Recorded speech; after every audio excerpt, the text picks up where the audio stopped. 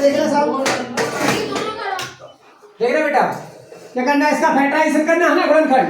तो बेटा सबसे पहले नियम क्या है, इसके आगे एक है बेटा, है ना, कुछ नहीं होता, इसका गुणा कर लो, 25 एकम 25 लाना है। तोड़ना किसको है, -10p को, किसको तोड़ना है, और एक बात याद रखना, बीच का अगर माइनस हो दोनों पेयर माइनस टूटेंगे। भैया 25 10 को क्या तोड़े, 10 को तोड़ लो, 8p और 2p हो गए 10p, 8 भी तो 16 ही होंगे, नहीं हुआ ना 25। अच्छा 4p और कितना छोड़ो, 6p तोड़ लो, ऋण के होगा 10p माइनस के, 6 चुके 24 हुआ। तो ऐसा करो 5p और 5 हो गया। तो बेटा देखो माइनस माइनस प्लस के 25 आ रहे हैं, तो बोलो p² का p²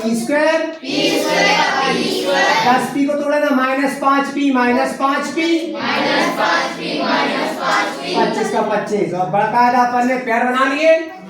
अब देखो बेटा इन दोनों में क्या मिल रहा है, PP मिल रहा है, तो यहाँ 1p लिया, 2p थे बेटा, 1 p बचेगा मेरी गुड़िया, और यहाँ p ले लिया बेटा, यहाँ 5 बचेगा बेटा। 5 की पहाड़े में 25 आता है ना, तो 5 भी ले लो, ये माइनस है ना, तो माइनस भी कॉमन लेना पड़ता है, ले लिया तो माइनस भी ले लिया, 5 भी ले लिया, क्या बचा बेटा, माइनस कॉमन लिया, वहां नहीं था ना, तो वहां देना पड़ेगा।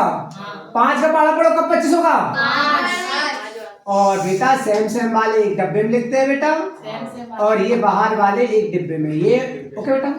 और ये 8 से चल रहा है, 9th भी जाएगा 10th भी जाएगा, ये सवाल जिसको ये सवाल आता है उसके 95 प्लस नंबर आते हैं 10th में, ओके बेटा। क्योंकि एक सवाल में कुछ जज हो जाता है कि हाँ बच्चे क्या आता है बेटा। फिर वही करेंगे, यहाँ कितना है, 1 मल्टीप्लाई करें, 2 एकम 2 लाना है, और सब प्लस है तो प्लस टूटेगा, कोई माइनस नहीं आएगा, ओके।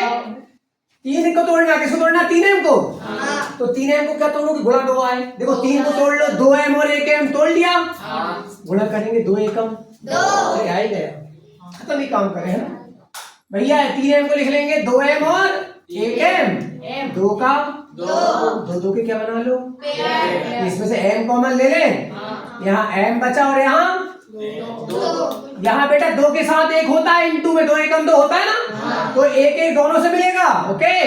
कुछ नहीं मिलता वहां, 1 तो मिलता है, 1 ले लिया, क्या बचा m, यहाँ 1 ले लिया, क्या बचा 2, ओके बेटा। क्योंकि 1 का पहाड़ा पढ़ेंगे 2 बार पढ़ना पड़ेगा, 1 2 2, ओके बेटा, जितनी बार पहाड़ा पढ़ते उतना बचता है। सेम वाले, और बेटा ये बाहर वाले ये हो गए तुम्हारे गुणनखंड, इनको बोलते हैं फैक्टराइज। बेटा एक अंडा 2.5 रुपए का है, और 1.5 दर्जन लिखा है, 1.5 लिखा है, 1.5 दर्जन, ओके। और दर्जन को इंग्लिश में क्या बोलते हैं, डजन, क्या बोलते हैं।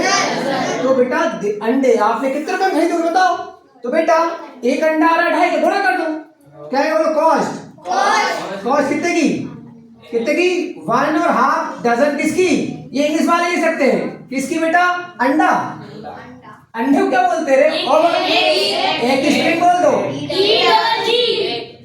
तो बेटा एक्स कर दे क्योंकि बहुत सारे हैं। अच्छा बेटा इसका गुणा कर देना कितने में, ये 1.5 है, इसका गुणा कर देना किसका, 2.5 का, कर दे बेटा गुणा। अब देखो बेटा इसको सही करो, 2 एकम 2 और 1 3/2 बेटा, ये आपका 1.5 ऐसे लिखा था, और बेटा 2.5 का बेटा गुणा करो।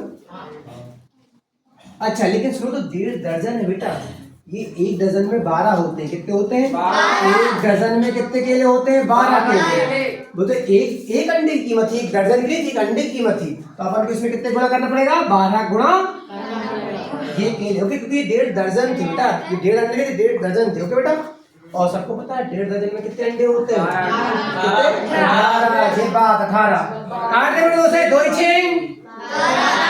6 दिया, करने इंटू प्रेस कर लो, चलो 3 का 0 में 0, 5 15 की 3 3 6 और 1 पॉइंट का इंटू में कितना 6, तो 0 का 0 6 7 कितना होगा, पहाड़ा पढ़ना, 6 15 30 की और 6 7 कितना बचा, 6 7 42 कितना था, 3 कितना जाएगा, तो भैया कितने रुपए के आएंगे अंडे, रुपीस इतना, कोई डाउट बेटा। एक अंडा 2.5 रुपए का आ रहा है, तो बेटा तो कुछ ज्यादा गड़बड़ नहीं हो गया, कहीं इंटरनेट करा है बेटा। यहाँ ये सुन तो पॉइंट का लगा दिया, देखा 2 अंडे बार लगी, कहाँ लगी है, ओके, तो 2 अंक बाद कहाँ लगाएंगे बेटा इधर? 0 तो 45 रुपए इसके आएंगे बेटा ना अंडे। ओके, ये पॉइंट 2 अंक बाद थी बेटा, 1 अंक बाद नहीं थी ना। और सुनो सर, अब देखो ये कर्णन था, कौन था? कोई लड़का है लड़की है, उसने 60 रुपए लो, उससे बोला 60 रुपए लो और 1.5 दर्जन अंडे लेके आओ। 60 रुपए लो, कितने अंडे लेके आओ बेटा? तो बताओ बचे हुए पैसों को तुम कल में ले लेना, मतलब पेन ले लेना। और कलम कितने की है? 6.5 रुपए की है, बताना है कितनी कल में आएंगी। तो बेटा तुम बताओ 60 रुपए लेके जाओगे, 45 रुपए चले गए, कितने पैसे बचे? तो जो रिमेनिंग मनी, ये बचे पैसे, बोलो बचे पैसे। कितने पैसे बचे? 60 रुपए दिए थे, 45 अंडे में चले गए, कितने बचे? 2 रुपए। कितने बचे? अब बताओ 15 रुपए में कितनी कल में आएंगी? केक कलम कितने की है? 2 पे 2 पे 2 ही पेन आएंगे, 3 आएंगे, चलो इतने पैसे नहीं तो बोल दो कितनी कल में आएगी? 6 से 2 कल में आएंगे तो कितने की आएगी? 13 रुपए की। और फिर 2 बच जाएंगे, तो बोल देना नंबर ऑफ कलम, number of pen, number of pen कितने आएंगे भाई? 2 पेन कितने आएंगे? क्योंकि भैया ठीक है बेटा, अब बाकी तुम समझ गए होंगे है ना।